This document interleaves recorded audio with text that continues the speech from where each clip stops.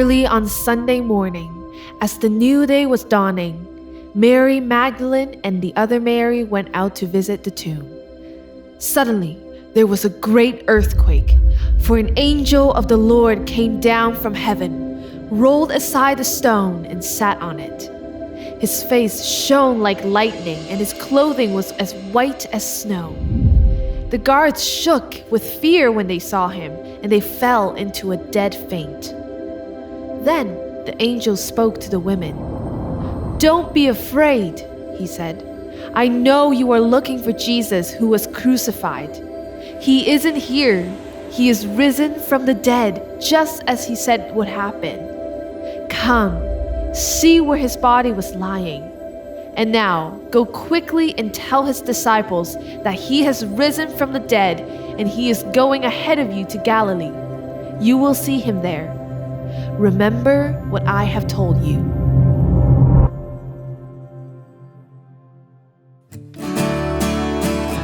You turn mourning to dancing. You give beauty for ashes. You turn shame into glory. You're the only one who can. You turn graves into gardens. You turn bones into armies. You turn seas into highways. You're the only one who can. Oh, there's nothing better than you. Oh, there's nothing better than you. Oh, there's nothing. Nothing is better than you. I'm not afraid to show you my weakness, failures and flaws. Lord, you've seen them all, and you still call me friend. 'Cause the God of the mountain is the God of the valley. There's not a place your mercy and grace won't find us again. Oh, there's nothing better than you. Oh, there's nothing better than you. Oh, there's nothing. Nothing is better than you.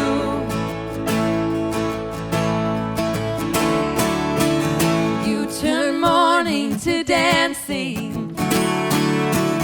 You give beauty for ashes. You turn shame into glory. You're the only one who can. You turn graves into gardens. You turn bones into armies. You turn seas into highways. You're the only one who can.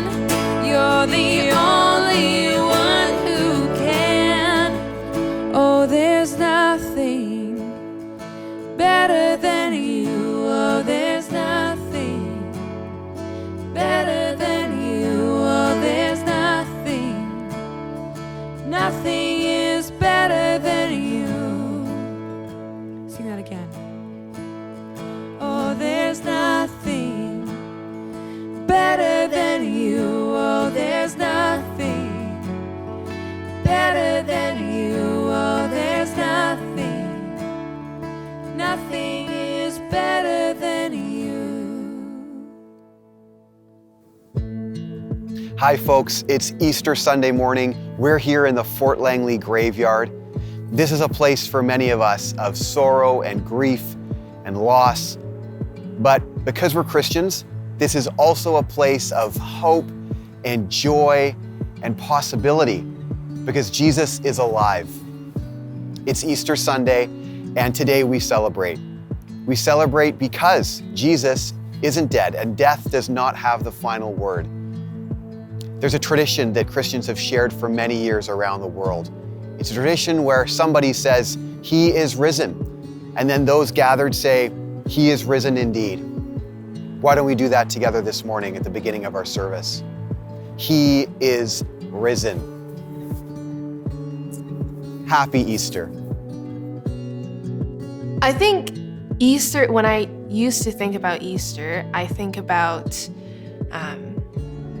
the death and resurrection of Jesus, but also the gathering of communities that happen, like between family and friends and churches. But this year with COVID, and there's no gathering allowed, I had to narrow down in what the death and resurrection of Jesus mean to me. And Galatians 2:20 said it like, "My old self is now crucified with Christ, and it is no longer I who lives in me, but Christ who lives in me." So in that sense, Easter really means, for me, that Jesus loved me so much that he took my sins away and freed me from the bondage of them and nailed it with him on that cross. But as he resurrected from the grave, he now lives in me, and my life is now directed by my faith in Christ and no longer directed by like my own sinful desires. So yeah, it's really exciting because it's amazing.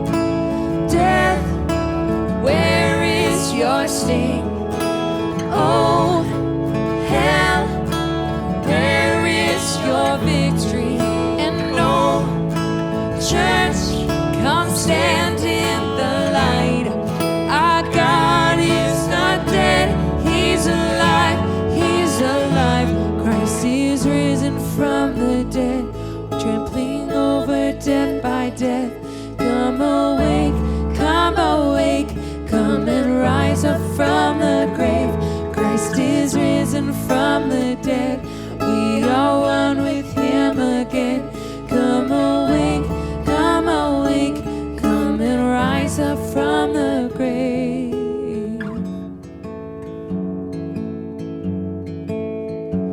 The center of all history, your cross and resurrection, humiliation lifted me into a new creation. I am a new creation. My life now yielded to my King, my will to Him surrender. I'm broken open at your feet.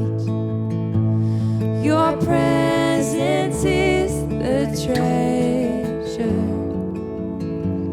It's you alone I treasure.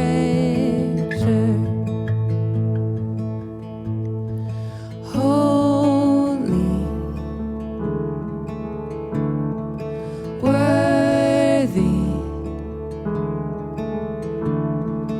you have no end.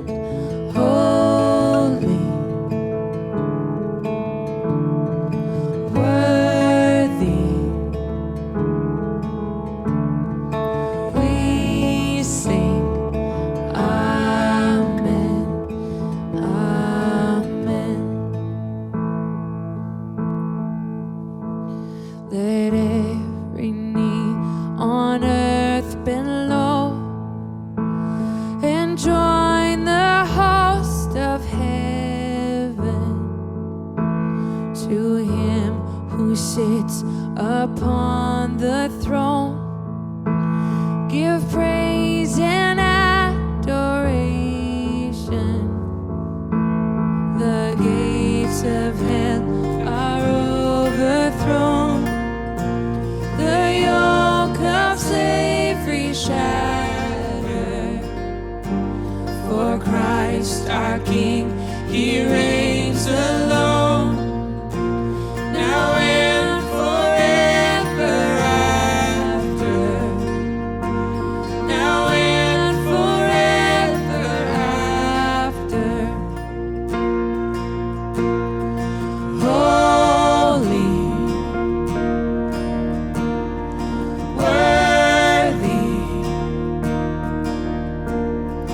you have no end. Holy, worthy, we sing amen. Holy, worthy, you have no end. Holy, worthy, we sing amen, amen.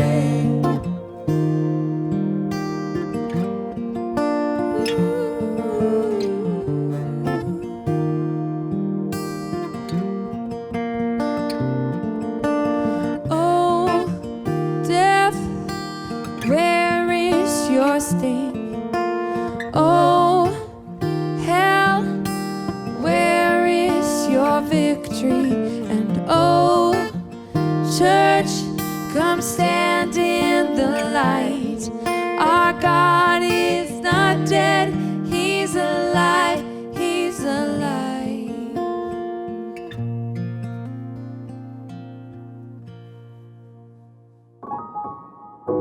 Growing up, I would say Easter for me was just a celebration of the death and resurrection of Jesus. So I grew up in a Christian home. So I'd always known Easter was remembering the day He died and the day He resurrected.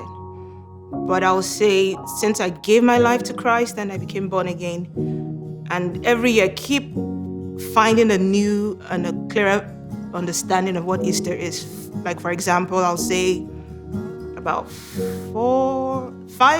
6 years ago, I just saw a connection between Easter and Christmas. So for me, Easter is the conclusion of Christmas.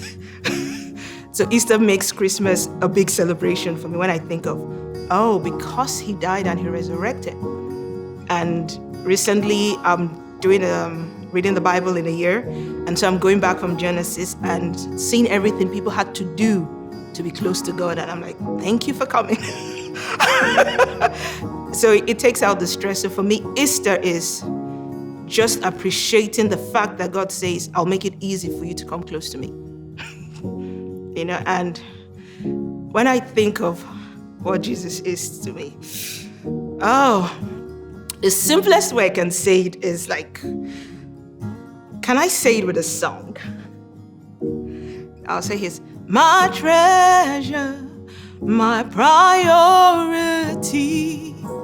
none can compare to you. Great is thy measure of your royalty, O morning star, you truly are everything, everything, everything.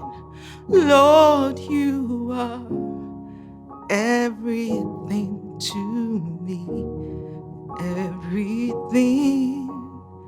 Like he's like everything. Like I have the picture of being on life support. If you take me off the life support, I'm gone. So for me, Jesus is like everything, anything. And I'm reminded of when Jesus told Moses, I am.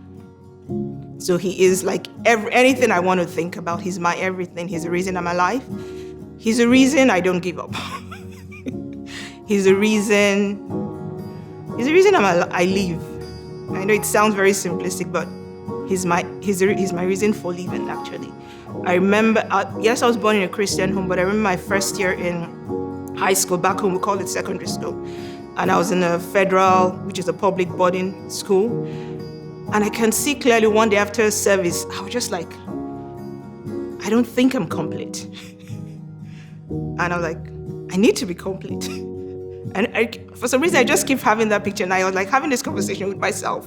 I just don't know how I got there. But like, I need to give my life to Jesus to be complete.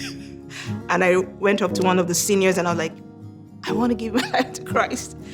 So that journey, I keep like I said, like, then I look at the Apostles' Creed, I believe. So for me, he's everything. In good or bad seasons, he's just everything.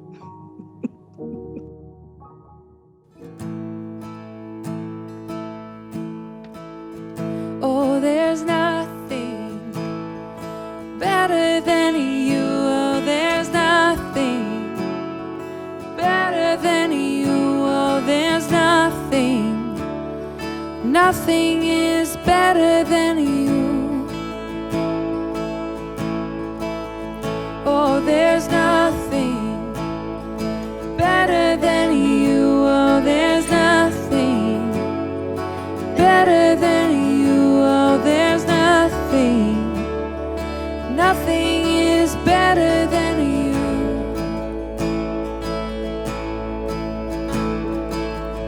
You turn mourning to dancing. You give beauty for ashes. You turn shame into glory. You're the only one who can. You turn graves into gardens. You turn bones into armies. You turn seas into highways. You're the only one who can. Oh, there's nothing better than you. Oh, there's nothing better than you. Oh, there's nothing. Nothing is better than you. Good morning, friends. My name is Dave, and I'm on the pastoral team here and happy to be sharing an Easter message with you called Jesus Has Gone Before You. But I do want to say, if you're new or newer to Living Waters, I'd love to know that. I'd love to get to know you. You can head to our webpage and find that there's a connect place there, or also over to our team page where contact information is there. Not just mine, but pictures of our whole ministry team. We'd love to get to know you and further introduce you to Living Waters Church. One of my favorite dad moments happened when we were camping many years ago in Banff National Park in Alberta. It was a very hot day, and we ended up swimming at a river, The air was hot, but the glacier water made it really, really cold. Our 3 kids were young, and Julie and I watched as they dared, double dared, and kind of triple dared each other to climb up on a bridge and jump into the water. Well, they all quite easily accepted the other's challenge to get up and on the bridge, but we noticed how they were hesitating to jump in the water. The younger sisters were trying to shame their big brother, but really there was no movement. Perhaps it was how high the bridge was, perhaps it was the anticipation of cold water, but no one was moving. And they were up there for quite a long time. So what happened? Dad got involved. As I made my way across the beach and across the road and up and onto the bridge, I honestly think as the kids saw me coming that they were hoping that I was going to give them a pass and say, you need to come off the bridge, it's not safe. But that's not what happened. They watched quite surprisingly as I made my way along the road and I climbed over onto the ledge and I was being held up there by the wood that was there, and they had no idea what was going to happen. I unsuspectedly jumped into the river below first. Wow, it caught them by surprise. And by the time my head popped up out of the cold water, they had all subsequently jumped in right behind me. Somebody had to go first, and Dad went first. They still, I think, debate who was the first follower. I don't know. Our story today, this Easter Sunday morning story, will help us see how Jesus has gone first, how Jesus has gone before us. Before his death, Jesus, in a very timely way, told his disciples in Matthew 26, verse 27, "But after I've been raised from the dead, I will go ahead of you to Galilee and meet you there." We can all surmise all kinds of reasons why Jesus would have done this. Perhaps anticipating the potential for confusion and discouragement in the disciples' lives when they heard of him being laid to rest. Perhaps the silence of Easter weekend and the resurrection and all the confusion and the threat that would have surrounded the disciples' mind for Jesus to be heard sharing a much-needed promise and a rendezvous point. And simply, after my death and resurrection, I'll meet you in Galilee. I'll meet you there. Come find me. Probably would have settled quite nicely in many of the disciples' minds and hearts. This is not the first time that God had ever gone on record saying things like this. In Deuteronomy chapter 31, says this, "The Lord is the one who goes ahead of you. He'll be with you. He will not fail you or forsake you. Do not fear or be dismayed." Psalm 139 says, "You go before me and follow me. You place your hand of blessing on my head." John 14 says, "I go to prepare a place for you, and that where I am, there you may be also." Old and New Testament, and certainly our passage in front of us today, this is really good news. And it's essential that we hear this good news today. Jesus saying, "I'll go first. I'll go ahead of you." I mean, honestly, we spend a lot of time trying to imagine what our future will look like, right? We really do. Certainly, as we continue to walk through this second year of COVID, questioning what our future will hold. But even beyond that, think of some of these common questions that our community would have about our future. What will I do after high school? Who will I date? Will I ever marry?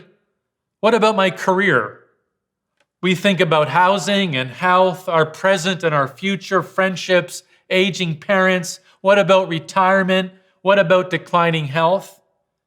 We think a lot about the future. And this passage today tells us that so does God think a lot about your future. So while our text speaks directly to the disciples, it does hold in front of us, each one of us, a promise which is true. God is committed to you and your future. We often think, let's be honest, we often think about our future honestly, with concern, with curiosity, with doubt, with fear, with a bit of anxiety, perhaps more so today than ever before. But we need to be reminded today that God's got this. He's gone before us. He's not against you, He's for you.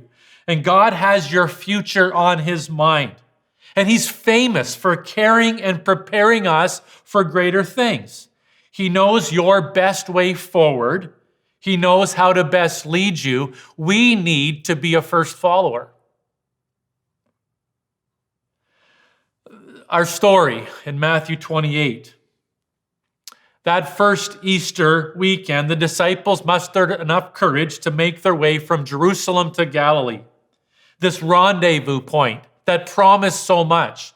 It was in Galilee. And Matthew 28, verse 16 says, well, then the 11 disciples left for Galilee, going to the mountain where Jesus had told them to go. They were first followers. So why Galilee? Why Jesus? Why select a rendezvous point 125 kilometers from Jerusalem? A solid 3-day journey by foot. Well, for us to appreciate this, we must remember that the New Testament, the New Covenant, and the invitation of new relationship began in Galilee. Jesus was born in Bethlehem in Galilee. The disciples met Jesus in Galilee the first time. These disciples were fishermen on the Sea of Galilee. Jesus' first 3 years of public ministry primarily happened in Galilee. So, perhaps the instruction, go to Galilee, means creating a beginning with Jesus or rediscovering our beginning with Jesus. I mean, that day, that first weekend, in the midst of all the chaos, the threats, the confusion, the violence, the vulnerabilities that the disciples carried in their minds and heart, from that day to be asked to leave Jerusalem and to be reminded of their first beginnings with Jesus was a very good thing to do. To get to Galilee, to sort out faith issues and relationship issues by not walking away, but walking toward Jesus was a very, very, very good thing to do. So when they got there, what did the disciples hear from Jesus? Matthew 28, 18. Jesus came and told his disciples, I have been given all authority in heaven and on earth. Well, that day, the disciples heard Jesus announce his supreme authority over heaven and earth. So again, notice who was there. Our verse and text say that when Jesus got there, that the disciples, some worshiped and some doubted. And so for the disciples to be hearing from Jesus that he had all authority, to apply that message personally meant so much. To the worshiping disciple, it would have given them great enthusiasm, more reasons to worship. To the doubting disciples, and it went right on record, some worshiped and some doubted, it would have given them a message, ask me anything. Friends, truly, the Christian journey is about asking And it's about receiving, it's about worshiping, and it's about placing all of our doubts in the context of a relationship with Jesus. It's essential that we appreciate that our questions, our doubts, our concerns from the only vantage point we have, which is absolutely human, doesn't threaten or concern God. We need to hear that. Jesus went on record, God went on record in Isaiah chapter 55, where he said, hey, listen, my thoughts are nothing like your thoughts. My ways are far beyond anything you could imagine. For just as the heavens are higher than the earth, so my ways are higher than your ways, and my thoughts higher than your thoughts. So here's a God offering relationship with humans, but still saying, oh, by the way, my ways are beyond anything that you could ever imagine. Is this a bit of a bait and switch in Galilee on that mountain? Or perhaps a little bit of a bait and a switch for us in Langley in 2021? No, not at all. It just requires that we admit some things.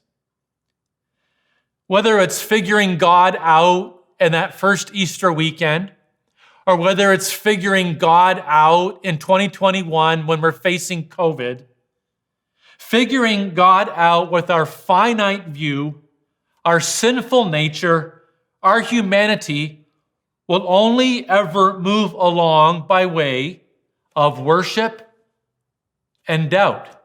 And that's what happened in this story in Matthew 28. When they arrived, it says some worshiped and some doubted. Of course we will doubt God when his ways are not like our ways, when his thoughts are not like our thoughts. Of course we will doubt. His ways are far beyond anything we can imagine. But friends, it's essential that we hear this today.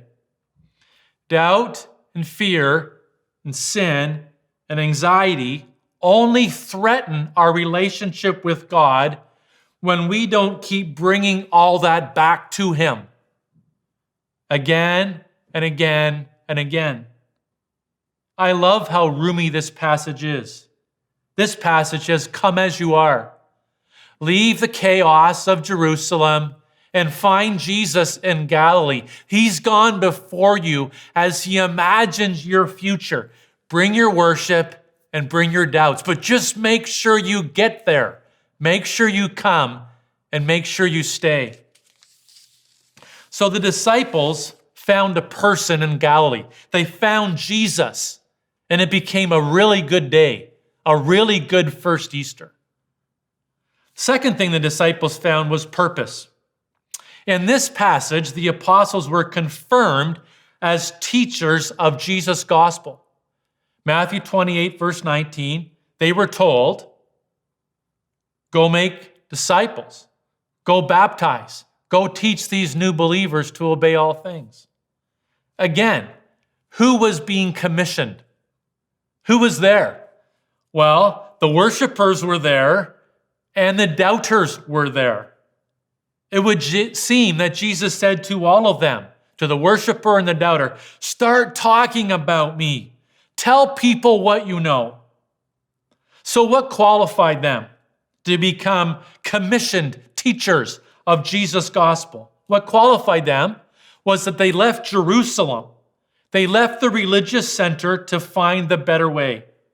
A 3-day walk from Jerusalem to Galilee. They'd accepted Jesus' invitation and instruction to become a first follower. And that qualifies us to become a teacher. What qualified them was their honesty. They were being identified. The worshipers were identified, and so were the doubters. They were an honest bunch, but they were followers, and it qualified them. Being honest is one of the truest signs of human maturity. Being honest about where we are with Jesus and being honest about that within community. So perhaps Jesus knew he could trust them because of the honesty of which they presented themselves to Jesus. So again, that day, in the midst of the flurry of all that was happening in Jerusalem with Jesus' death, all the violence and the curious hope of resurrection, these disciples were being confirmed as teachers or tellers of Jesus' gospel. They would have found themselves that day discovering the feeling of being useful, being needed, being invited into a story so much bigger than themselves. And friends, certainly this past year during COVID, I'm sure that you're like me. There's been a number of times this past year I felt a little useless. I've had this longing in my heart for my life to be renewed in meaning and purpose. And that's exactly what was happening in Galilee on that mountain. The worshipers were there, the doubters were that day, but Jesus was renewing their usefulness, and they were beginning to feel useful because of a renewed sense of purpose. Finally, at the end of the day, what happened in Galilee? Well, they met the important one. They met Jesus and became first followers. They were renewed in a feeling of being useful. And thirdly, they received a promise. Matthew 28, verse 20 says, "And be sure of this, I am with you always, even to the end of the age." God was saying, I will be with you. And that very statement changes everything about today and about tomorrow. God says, I'll be with you. I've gone ahead of you.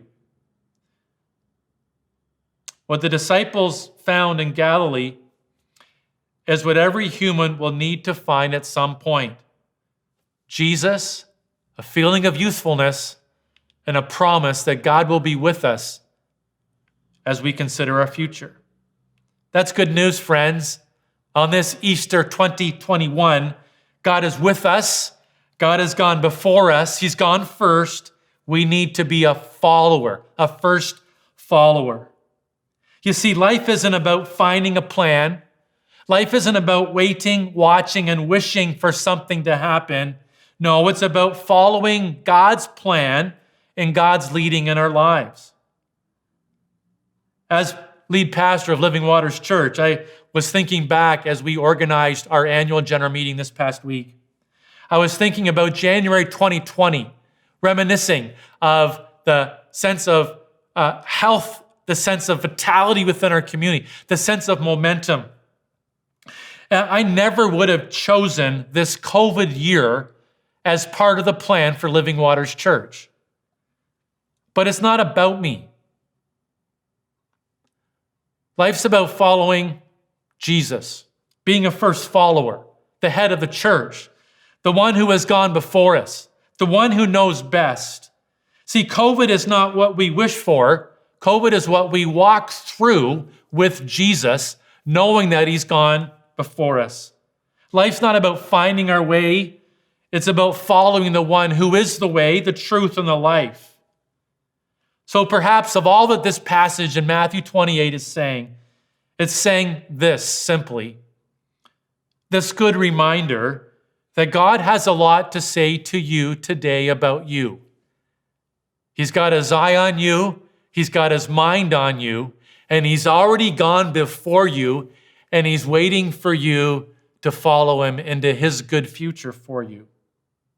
See, if we're not careful, this Easter, 2021, can come and go, and we may or may not be remembered by anything more than what may have happened because of a day off school, a day off work, or what didn't happen because of COVID restrictions. Wow, how unfortunate that would be. So we ask ourselves in closing the question, what does Jesus mean to you this Easter? What does Jesus mean to you this Easter?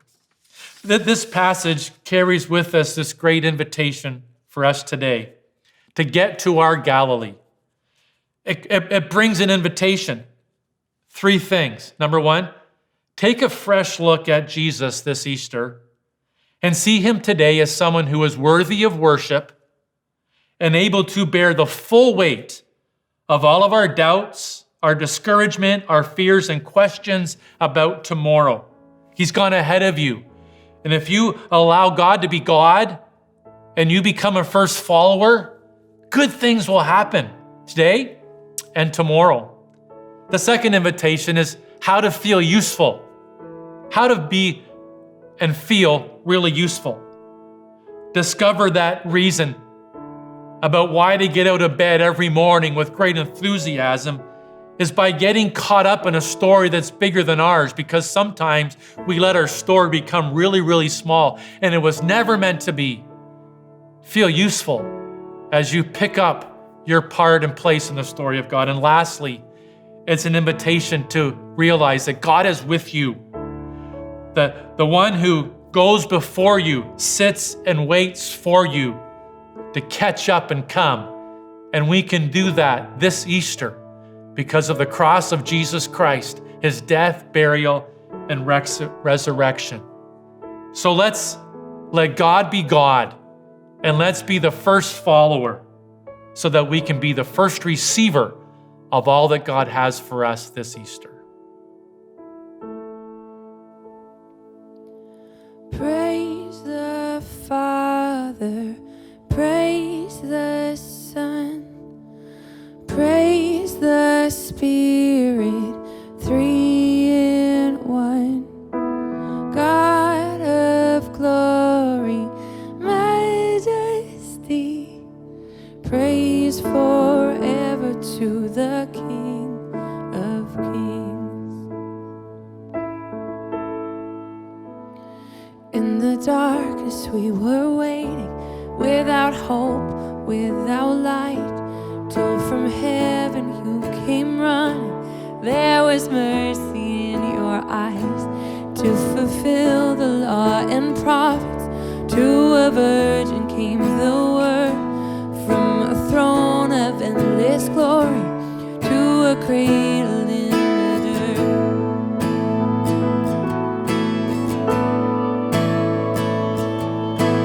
Praise the Father, praise the Son, praise the Spirit, three in one. God of glory, majesty, praise forever to the King of Kings. To reveal the kingdom come, and to reconcile the lost, to redeem the whole creation. You did not despise the cross, for even in your suffering you saw to the other side, knowing this was our salvation. Jesus, for our Savior died.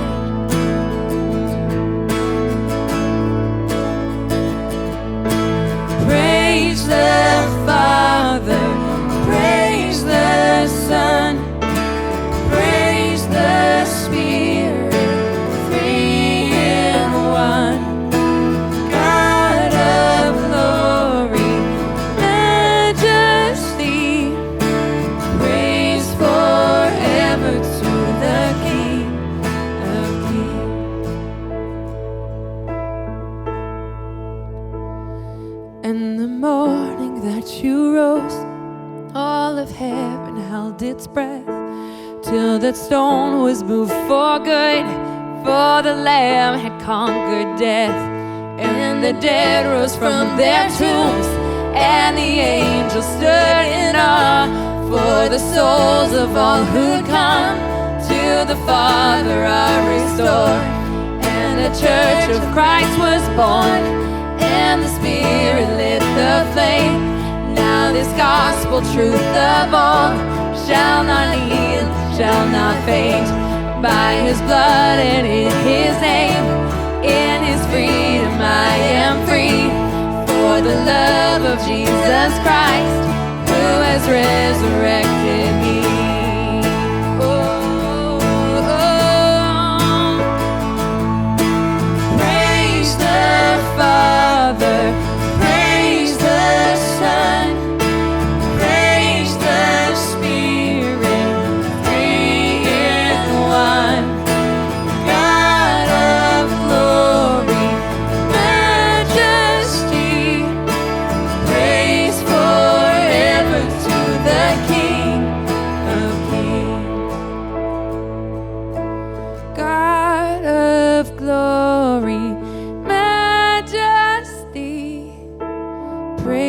praise forever to the King of Kings.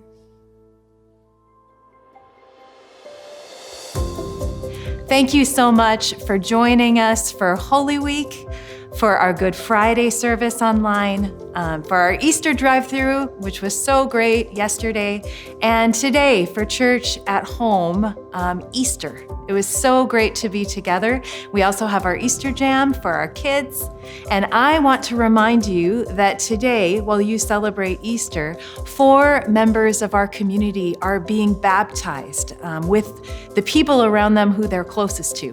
We're going to be having those baptisms at the river where we normally do our baptisms in the summer for Living Waters. And we are just so excited that that's going to be happening for them. And we're going to get the chance to see those here in a few weeks on Church at Home. So stay tuned so that you can see those. Living Waters, this has been such a good Easter Sunday. Thank you for joining us today. It's been awesome to be able to worship together, to be able to hear Dave's message, and to be able to hear Ibikia and Golden share the answer to that question of what does Easter mean to you? And today, we would leave that question with you as well. What does Easter mean to you? And in answering that question, we're hoping that perhaps this Easter would be one where you understand and discover, or maybe even rediscover, who Jesus is in your life. As you go today, please know that you're loved, not just by this community, but by Jesus himself. Go with God's blessing. Have a wonderful Easter and a wonderful week, and we will see you next time on Church at Home. God bless.